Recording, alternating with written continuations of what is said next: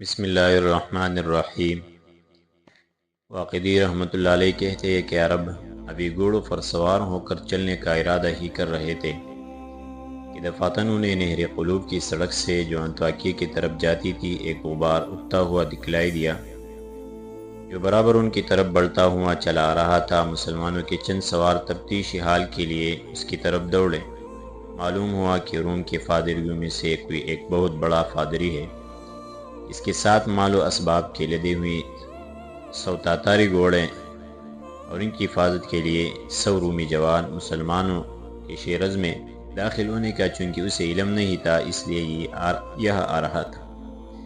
حضرت خالد بن ولید رضی اللہ عنہ براتے ہوئے اس کی طرف بڑھے۔ مسلمان نے ایک ساتھ تکبیروں کے نعرے بلند کیے اور انہیں چاروں طرف سے گھیر کے رومی جوانوں کو قید اور گھوڑوں کو اپنے قبضے میں کر لیا۔ جس وقت پادری گرفتار ہو چکا تو حضرت خالد بن ولید رضی اللہ عنہ اس کی طرف متوجہ ہوئے، فرمایا بدبخت تو کہاں سے یہ سامان لا رہا تھا؟ اس نے کچھ رومی زبان میں بڑبڑانا شروع کیا جس کو آپ نہ سمجھ سکے۔ باشندگان شیرز میں سے ایک شخص آگے بڑھا اور آپ کے پاس آ کے اس طرح کہنے لگا، یا ایھا الامیر، یہ کہتا ہے کہ میں ہرقل بادشاہ کے معززین پادریوں میں سے ہوں۔ مجھے بادشاہ نے یہ سامان دے کر مریس والی ہمس کی طرف روانہ کیا تھا۔ ان گھوڑوں میں جو گھوڑوں پر ہے دربفتی جن میں سونے کی بناوٹ ہے، کپڑے ہیں، 10 گھوڑوں پر دینار ہے اور باقی تمام پر کپڑے لدے ہوئے ہیں۔ آپ نے انہیں کھلوایا، ان میں اس قدر مال غنیمت برآمد ہوا کہ اس سے پہلے کبھی ہاتھ نہیں آیا تھا۔ اس کے بعد آپ نے انہیں لدوا کر حضرت امیر ابو عبیدہ بن جراح رضی اللہ عنہ کی طرف انکوا دیا۔ آپ اس وقت نہر قلوب کے اوپر جو شیرز کے قریب ہی تھی روکش تھے۔ آپ نے اس وقت ایک سوتی فرش نیچے بچھا رکھا تھا اور سوتی ہی ایک شامیانہ اوپر تان رکھا تھا تاکہ دھوپ سے بچاؤ ہو جائے۔ حضرت خالد بن ولید رضی اللہ عنہ نے اس پادری کو آپ کے سامنے کھڑا کر دیا۔ آپ نے دریافت کیا ابا سلیمان کیا ہے؟ حضرت خالد بن ولید رضی اللہ عنہ نے جواب دیا، یہ انطاکیہ کا ایک پادری ہے جسے رومی کتے ہرقل نے کچھ ہدایہ دے کر مریس والی ہمس کے پاس روانہ کیا ہے۔ واقدی رحمۃ اللہ علیہ کہتے ہیں کہ اس کے بعد آپ کے سامنے والی غنیمت پیش کیا گیا جسے دیکھ کر آپ بے انتہا خوش ہوئے، فرمایا ابو سلیمان، شیرز کی فتح ہمارے لیے ایک مبارک فعل ہے۔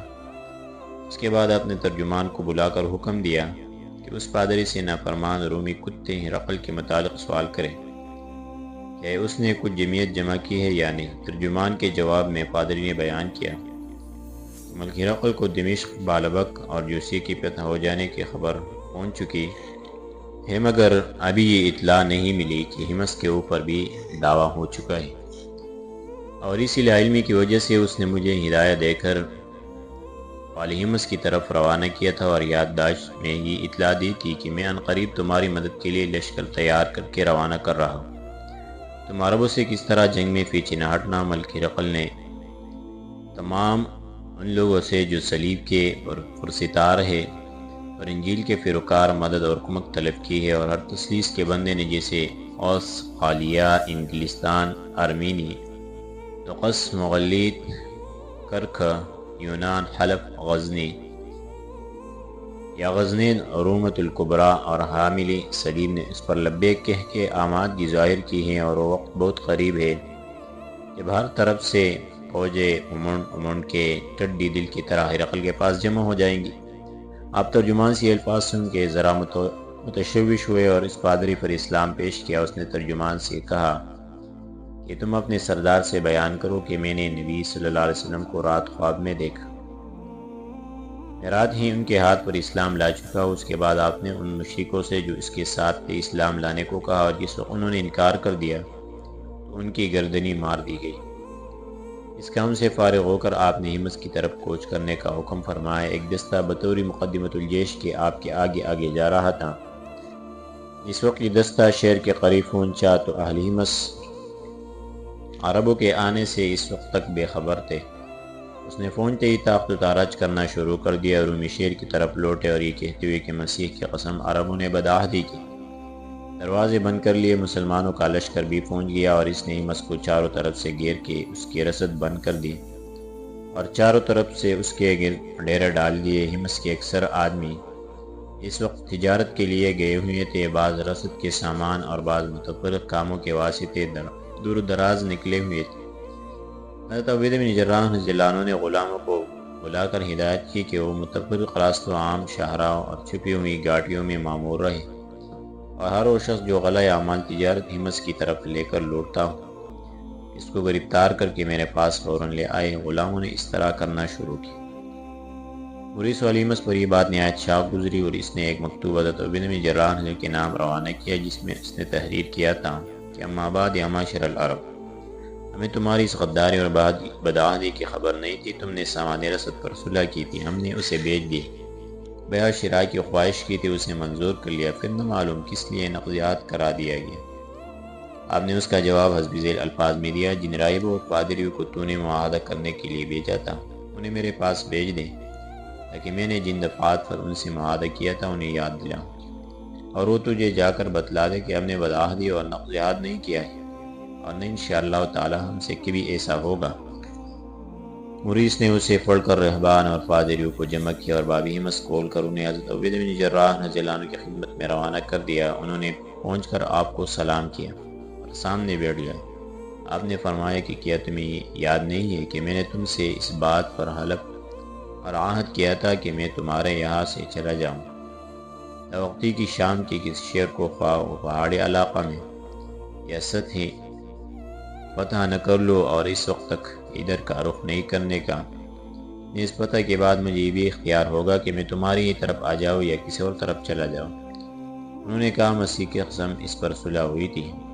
آپ نے فرمایا اللہ تبارک و تعالیٰ نے ہمارے ہاتھ سے شیرز اور وسطن بہت تھوڑے وقت میں فتح کر دی، اور غنیمت میں ان کے سردار وغیرہ کا مال ہمیں اس قدر عطا فرما دیا کہ اس تھوڑی سی مدت میں ہمیں اس کی امید نہیں تھی، اس لیے نہ اب تم سے ہمارا عہد ہے اور نہ صلح۔ اگر اثرینو صلح کر کے ہماری ذمہ داری اور امان میں آنا چاہتے ہو تو دوسری بات ہے۔ انہوں نے کہا یا امیر، آپ نے سچ فرمایا، آپ کی کوئی خطا نہیں ہے، آپ نے اپنی ذمہ داری اور عہد کو پورا کر دیا۔ شیرز اور روستن کی فتح کی خبر کہ آپ حضرات نے انہیں فتح کر لیا ہے ہمیں پہنچ گئی تھی، خطا اور بھول ہماری ہی ہوئی کہ ہم نے پھر توثیق و تصدیق نہ کرائی۔ اب تمام کام کی باغ ڈور ہمارے سردار کے ہاتھ میں ہے، اس کے دل میں جس طرح آئے کرے ہم اسے جا کر یہ تمام باتیں بتلائے دیتے ہیں۔ اس کے بعد رہبان اور پادری لوٹ گئے۔ تو عبید بن جراح رضی اللہ عنہ نے اپنا سالار نوجوانوں اور حرب کے مشاقوں کو بلا کر ارشاد فرمایا کہ تم لڑائی کی کیل کانٹے سے لیس ہو جاؤ اور ہتھیاروں کو سنبھالو۔ ان لوگوں کے پاس نہ سامان خوراک ہے اور نہ کوئی جو لڑائی کے وقت ان کی مدد کر سکے۔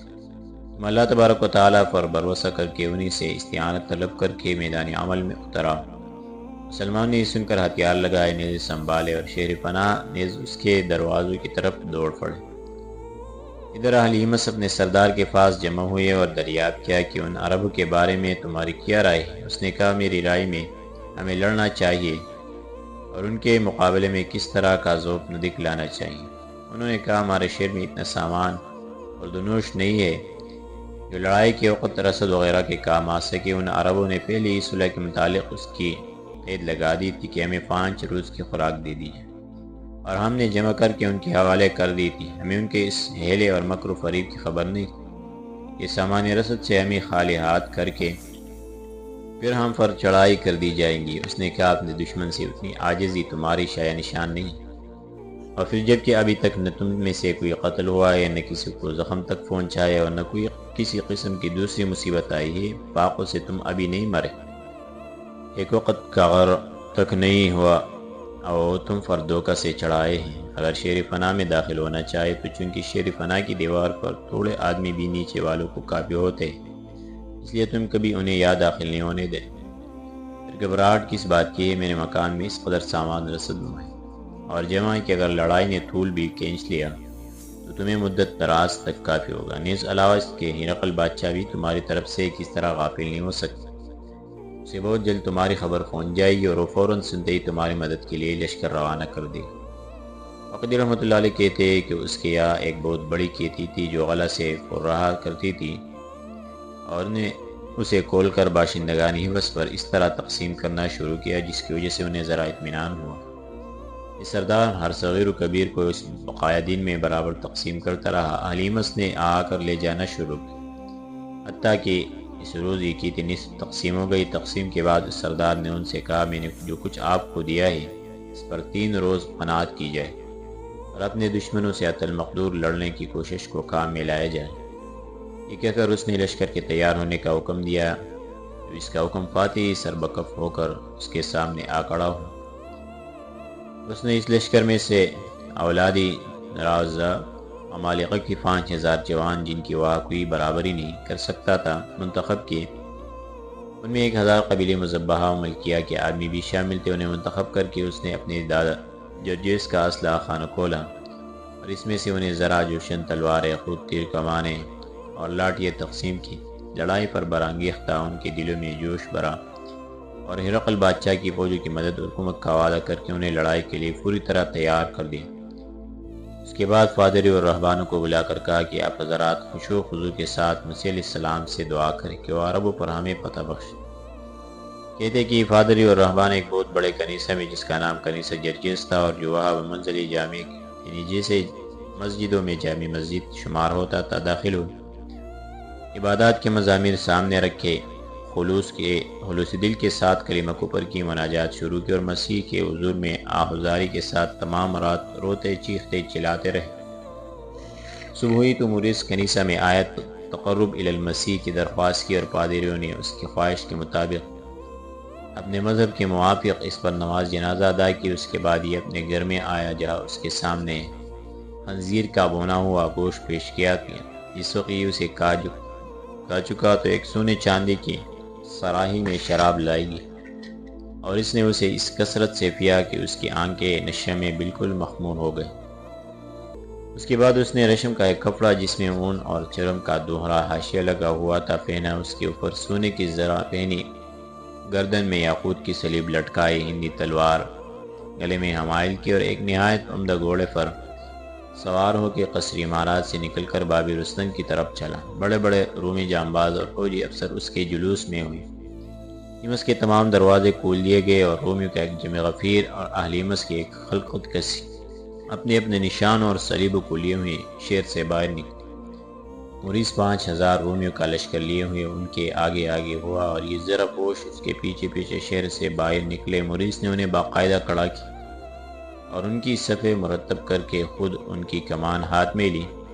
یہ صفیں آہنی دیوار پر یا پتھر کی چٹانیں تھے جو ہلائی نہیں ہلتی تھی۔ انہوں نے اپنے مال و اولاد کے واسطے سراتیلوں پر رکھ لیا تھا اور کوئی قوت انہیں اس وقت مرعوب نہیں کر سکتی تھی۔ مسلمان یہ دیکھ کر ان کی طرف جھپٹے اور آنن پانن میں انہیں ٹھنڈی دل کی طرح چاروں طرف سے گھیر کر ایک سخت حملہ کر بیٹھے، مگر رومی اس وقت پتھروں کی سلسلے یا پہاڑوں کی چٹانیں تھیں جو کس طرح ہلائی نہیں ہلتی تھی۔ انہیں اس وقت تک نہ کسی مصیبت کا خیال تھا اور نہ آنے والی بلا کا فکر۔ مسلمانوں کے حملہ کرتے ہی مریس نے اپنی قوم کو للکارا اور چیخ کر انہیں مسلمانوں کے مقابلے کے لیے برانگیختہ کیا۔ اب کیا تھا، رومی بڑے اور مسلمانوں پر ایک دم آ گرے۔ پیدل فوج نے تیروں کی بوجھاڑ شروع کر دی۔ رومی سواروں نے نیزے اور تلواروں سے کام لیا، کیونکہ بشتے لگ گئے اور اس قدر زور کا گمسان پڑا کہ آخر مسلمانوں کو رجعت قہقری کر کے پیچھے لوٹنا پڑا۔ سپہ سالار فوج اسلامیہ جناب حضرت عبیدہ بن جراح رضی اللہ عنہ کے لیے مسلمانوں کا قتل، ان کا زخمی ہونا، نیز ہزیمت کا کر پیچھے بھاگنا ایسا امر نہیں تھا جو شاق نہ گزرتا۔ آپ کو سخت صدمہ ہوا اور ایک درد بری آواز میں چیخ کر پکارنا شروع کیا، حاملان قرآن، دشمن کی طرف لوٹو اور میرے ساتھ ہو کر انہیں خداوند تمہارے کاموں میں برکت عنایت فرمائے لے لو۔ ایسا ہوتا ہی رہتا ہے یہ بھی اور دنوں جیسے اللہ تبارک و تعالیٰ کا دن ہے۔ مسلمان یہ سن کر دشمن کی طرف پلٹے اور ایک غضبناک حملہ کر کے دشمن پر گر پڑے۔ حضرت خالد بن ولید بنی مخزوم کی ایک جماعت لے کر آگے بڑھے اور نیزوں کے ساتھ بیننا اور تلواروں کے ساتھ کاٹنا شروع کر گئے۔ ان کے مقابلے میں یونانی کٹ کر گرنے لگے اور ایک پل میں کھڑے ہوئے کھیت کی طرح گاجر اور مولی ہو کر رہ گئے۔ مسلمان نے تلواریں ہاتھ میں لی اور روم پر بڑھتے چلے گئے۔ حضرت میسرہ بن مسبوق عبسی بن عبس کے ایک دستہ کو لے کر تکبیر تحلیل کے نعرے برتے ہوئے دشمن کی طرف چلے، اور ایک اس زور کا اعلان یہ کہ دشمن ہٹتا ہٹتا شیر پناہ تک ہٹتا چلا گیا۔ پہنچ کر رومی نے اپنی زبان میں کچھ بڑبڑانا شروع کیا، جس کے سنتے ہی رومی ٹڈی دل کی طرح پھر امڑ آئے اور سلمانوں پر اس بری طرح سے گرے کہ انہیں چاروں طرف سے گھیر لی۔